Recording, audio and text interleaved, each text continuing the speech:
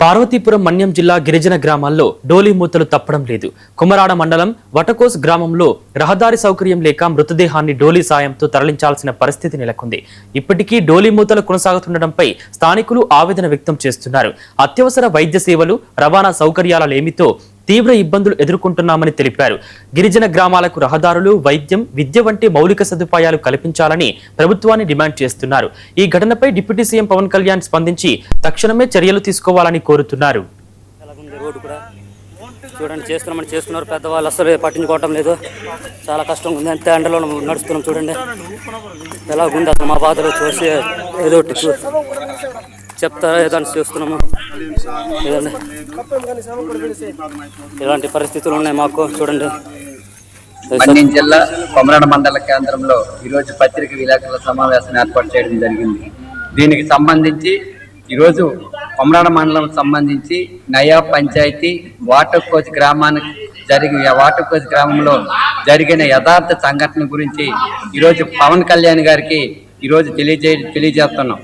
ఏమిటంటే, sir deputy CM Pawan Kalyan గారు, మీరు డోలీ మూతలు లేకుండా చేస్తామని చెప్పి పార్వతీపురం మన్యం జిల్లా సాలూరు వచ్చారు.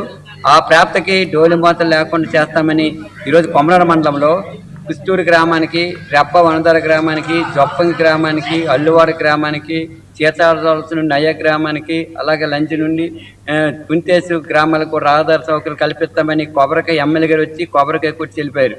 మేము అనేది ఏంటంటే, ఈరోజు నిన్న ఈ వాటకోజ్ గ్రామానికి చెందిన బిల్లికి వెంకట్రావు అనే వ్యక్తికి జ్వరంతో బాధపడుతుంటే గత 11వ తేదీ గురువారం పార్వతీపురం జిల్లా ఆసుపత్రికి డోలి మూతలు మోసుకొని వనకాపాడి గ్రామం వరకు వచ్చి అక్కడి నుండి 108 మీద తీసుకుని వెళ్ళారు. ఇలాంటి పరిస్థితులు ఉన్నాయి మాకు. చూడండి, చచ్చిపోయిన శవాన్ని తీసుకెళ్తున్నామండి. చూడండి, మాది వాటకోస్ గ్రామం అండి. ఇది పార్వతీపురం మన్యం జిల్లా నుంచి అక్కడ హాస్పిటల్కి తీసుకెళ్ళి వస్తుంటే అటు దగ్గరకు చచ్చిపోండ్రు. ఇలాగా రోడ్లు లేక ఇలాగ తీసుకెళ్లాల్సి వస్తుంది. చూడండి ఎలాగ ఉంది రోడ్డు కూడా.